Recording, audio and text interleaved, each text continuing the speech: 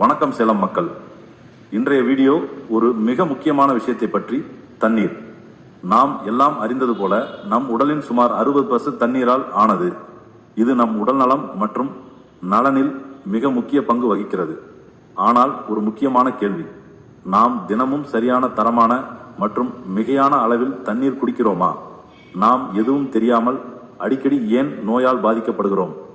முடி உதிர்தல், வறண்ட தேயால் அல்லது சோர்வு போன்ற பிரச்சனைகள் ஏன் ஏற்படுகிறது? நன்கு யோசிக்கவும். இந்த சிறிய பிரச்சனைகள் நம்முடைய தினசரி தண்ணீர் பயன்பாட்டுடன் தொடர்புடையவையாக இருக்கலாம்.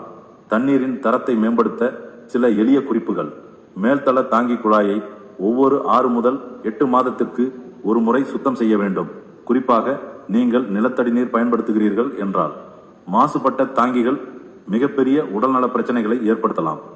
மழைநீருக்கான வடிகட்டியை உங்கள் வீட்டில் நிறுவுங்கள். இது இயற்கை வளங்களை பயன்படுத்த ஒரு சிறந்த வழி, மேலும் நிலத்தடி நீரின் மீதான ஆதாரத்தை குறைக்கும். குடிநீர் வடிகட்டியை ஒவ்வொரு 3 முதல் 4 மாதங்களுக்கு ஒரு முறை சரிபார்க்க வேண்டும்.